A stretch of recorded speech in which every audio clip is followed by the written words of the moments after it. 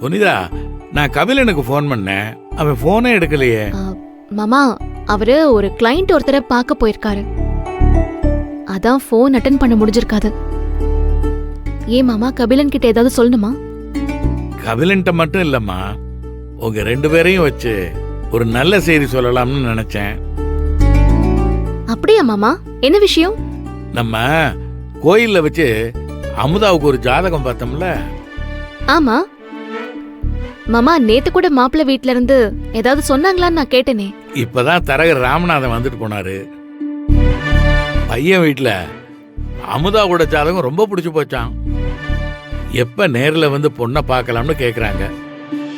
அதான் உங்க 2 பேர்கிட்டையும் கேட்டு சொல்றேன்னு சொல்லியிருக்கேன். நல்ல விஷயம்தான் மாமா. நீங்களே ஒரு நல்ல நாள் பார்த்தா நாங்க என்ன சொல்ல போறோம்?